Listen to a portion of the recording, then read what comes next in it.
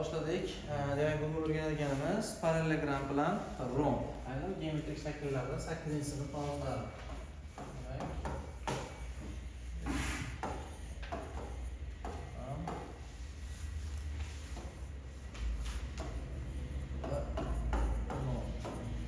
Demak, birinchi ko'ramiz aynan parallelogram va romb nima.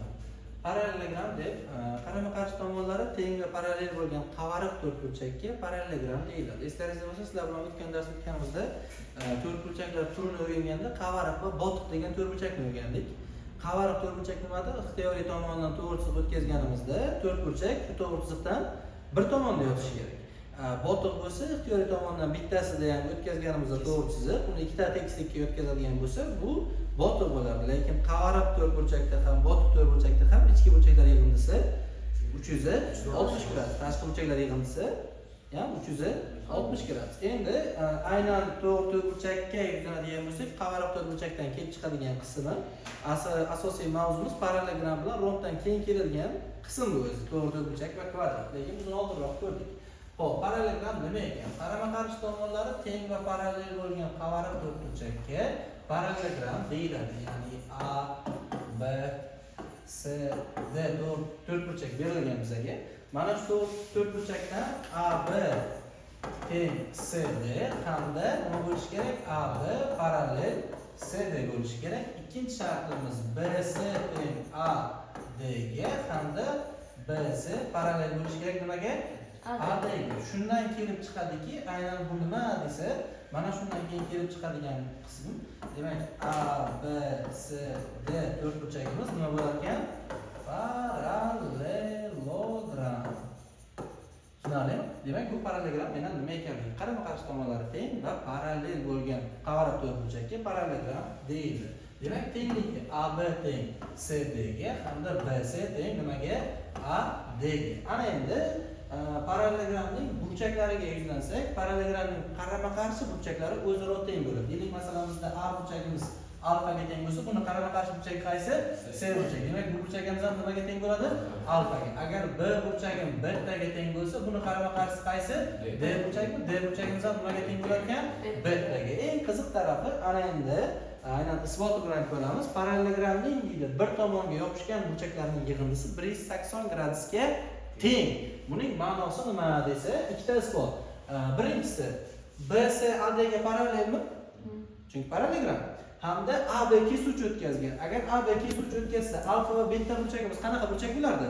Ikkita parallel to'g'ri chiziq va kesuvchi o'tkazganda hosil bo'lgan burchaklar qaysi biri? Nima edi? Yo'q. Ichki burchak faqat qanaqa? Ichki burchak o'zi. Bir tomonli ichki burchak. Bir tomonli burchakning xossasi bor, ikkalasining yig'indisi 180 gradus. Birinchisi, demak, ikkinchi o'rganganimiz bizda alfa plus beta integrasi bo'ldi 180 gradus. Ikkinchisi, agar ABCD parallelogramim to'rtburchakmi? To'rtburchakning ichki burchaklari yig'indisi necha gradus? 360 gradus. Demak, alfa plus beta teng 360 bo'lsa, 2 alfa plus 2 beta teng 360 bo'ladimi? 2 ni chiqarib olsam nima qoladi? Ya'ni 2 alfa plus 2 beta teng 360 gradus bo'ldi. Bu yerdan 2 ni chiqarib olsam, alfa plus beta teng 360 gradus. Bundan kelib chiqadi, ya'ni nima? Alfa plus beta 180 gradusga teng ekanligi. Tushundingizmi? Demak, parallelogramning bir tomonga yopishgan burchaklarning yig'indisi 180 gradusga teng. Qarama-qarshi burchaklari esa bir-biriga teng. Ana endi parallelogramda bor bo'lgan ikkinchi qismimiz bu nimalar edi?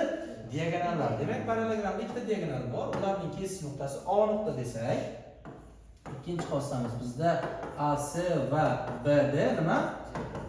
Diagonal. Diagonallar bo'lsa deyapti. Demak, diagonallarning xossasi bor. Parallelogramning diagonallari kesishadi. Kesishgan nuqtasida tengiga bo'linadi. Ma'nosi, demak, AO teng nimaga? OC ga va BO teng nimaga? OD ga. BO teng OD ga. Aynan buni ma'nosi nima desa, deylik, masalan, bitta diagonali manda 20. Uni kesishgan nuqtasida bo'linsa necha bo'ladi? 10, 10. Ikkinchi diagonal esa 10, unda kesishgan nuqtasi esa 5, 5. Tushunarlimi? Ana endi aynan parallelogramda keladigan qismi bor. Uchinchisi xossamiz desak, parallelogramning tomonlarini A va B bilan belgilayman. Demak, endi buni yuziga to'xtatamiz. Perimetri oson.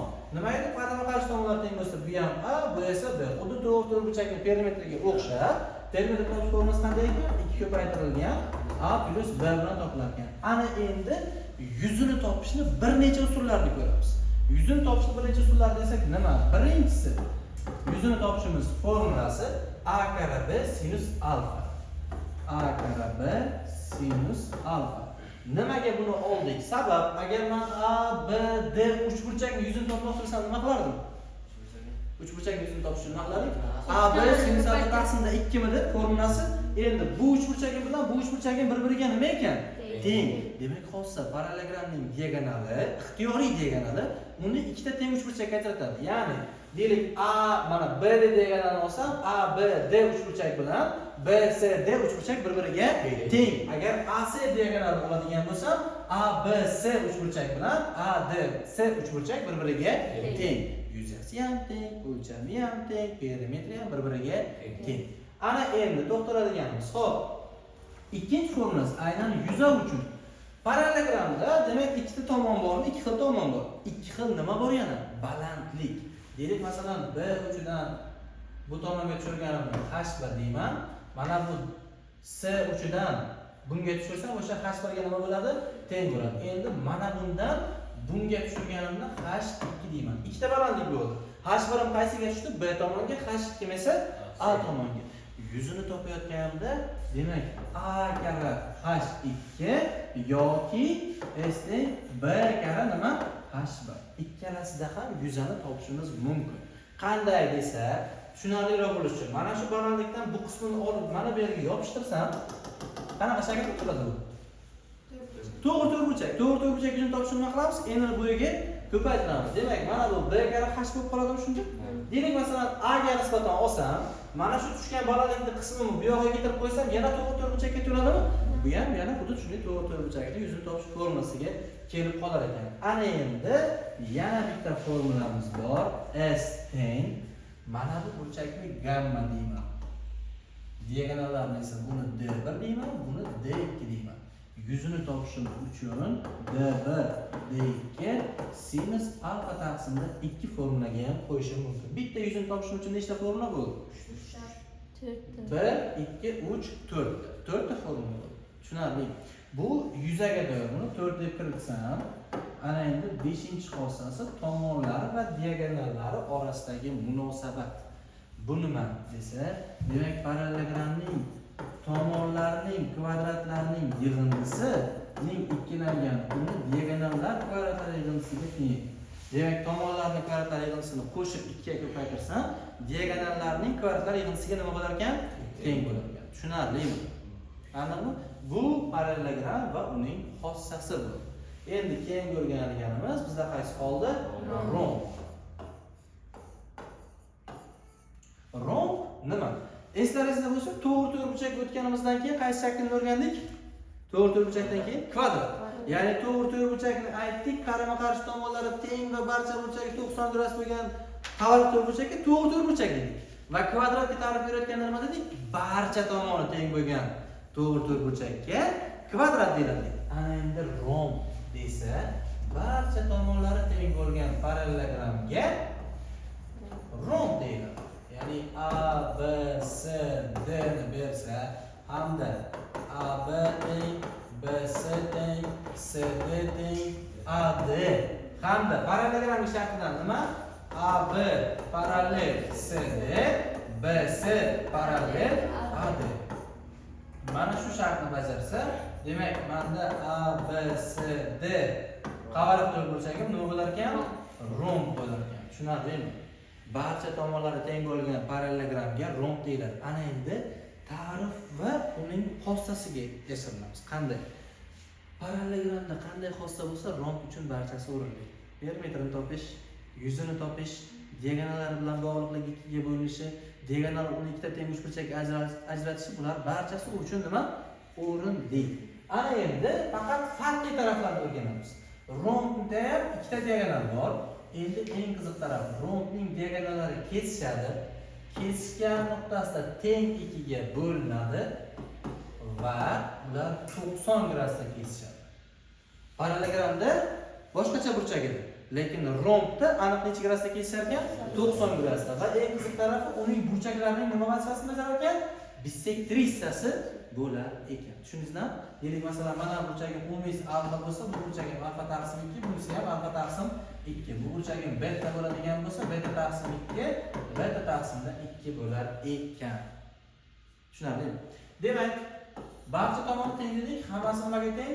A ga. Ana endi xossalarni sana boshlaymiz. Birinchisi, demak, A, B, C, D romb uchun manda A, C va B, D'lar nima? Diagonal. Va uni vazifasidan kelib chiqdi. Manda nima bo'ldi? A, C va B, D bissektrissa vazifasini bajardimi? Bissektrissa vazifasini bajardi. Hamda endi diagonallar necha gradusda kesishdi? 90 gradusda. Bu yerda qanaqa uchburchak hosil bo'ldi? To'g'ri burchak uchburchak hosil bo'ldimi? To'g'ri burchak uchburchakda qaysi teorema bu?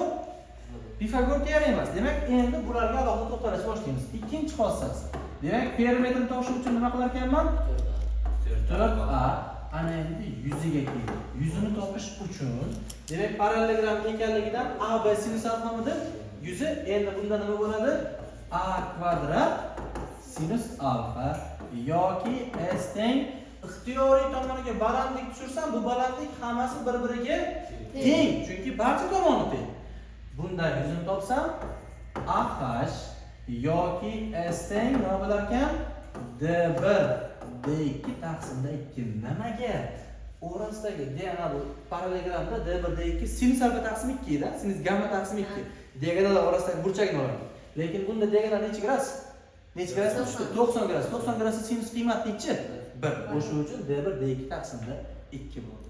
Tushunarli? Ana endi uchinchisi o'rganganimiz, agar bu parallelogram bo'lsa, parallelogramning tomonlari va diagonallar orasidagi munosabatni o'rgandik. A kvadrat plus B kvadrat ikkilangan nimaga teng edi? D1 kvadrat plus D2 kvadrat kam. Endi rombda A bilan B bir-biriga nima? Ha, rahmat. Demak, A kvadrat plus A kvadrat kara 2. Bu nima bo'ladi? 2A kvadrat kara 2 degani 4A kvadrat bo'ladimi? Bu teng bo'ldi nimaga? D1 kvadrat plus D2 kvadratga. Tushunarlimi? Qolgan barchasi, masalan, mana bu narsa bizda D1 bo'lsa, bunisi D2 bo'lsa, mana bu yerda ajralgan kesmachalarim D1 taqsim 2, bu D2 taqsimda 2 bo'ladimi? Mana shuni Pifagorga qo'ysam, shu xossani o'zi kelib chiqar ekan. Tushunarlimi? Romb va parallelogram mavzusida aynan keladigan narsa sizlarga kelishi mumkin. Ichki burchaklari yoki yuzini topishi yoki yuzalar nisbatan, endi yuzalar degan narsaga bitta orqa qaytib tushuntiraman. Diagonallar uni nechta uchburchakka ajratdi? Ikkita diagonal. 4 tami? Mana shu 4 ta uchburchakning yuzasi bir-biriga teng. Demak, bu S, bu S, bu S, bu ham S. Shunda umumiy yuza nimaga teng bo'ladi?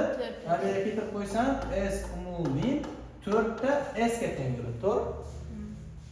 Rombda ham xuddi shu narsa bor. Demak, S, S, S, S bo'lsa, umumiy yuza nimaga teng bo'ladi shunda? S umumiy 4 ta S ga teng bo'ladi. Tushunarli? Bu yerdagi S degani bitta uchburchakchaning yuzi bo'ladi. Tushuntira oldimmi? Xo'p.